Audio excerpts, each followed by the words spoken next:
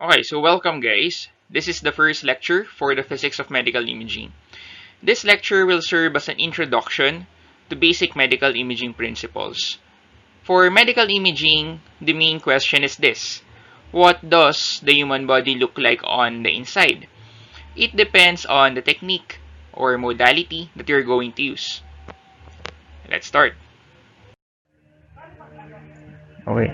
So to answer the question, what the human body looks like in the inside, we have two techniques. The first one is invasive technique. Invasive techniques may cause damage or trauma to the body. This includes surgery, wherein we cut open the human body.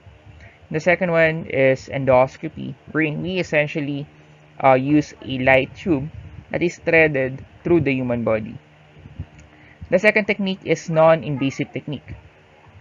Under it, we have medical imaging modalities. So the beauty of medical imaging is that we can see inside the human body in ways that are less invasive than surgery and endoscopy. There may be some risks associated with the exposure to ionizing radiation. That includes X-rays for diagnostic radiology modalities and gamma rays for the case of nuclear medicine imaging. Medical imaging requires some form of energy. Also, the various imaging techniques allow us to see inside the body in different ways. The signal is different in each case. Let's start with X and gamma ray, and we have the following modalities. Next, we have the visible light as the form of energy, and under it, we have the following, mostly in dermatology and in microscopy. For radiofrequency, we have the magnetic resonance imaging. Last, with the use of sound waves, we can image the human body through ultrasound imaging. One important thing that allows us to image the body is the interaction of the energy with the region of interest that you want to image. In this subject, we will answer the question, what do the images look like and why? And it has something to do with the interaction.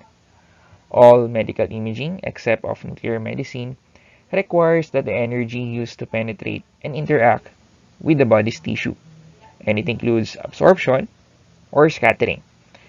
If we have this initial radiation rays, it will enter a body or a phantom. We have this transmitted rays.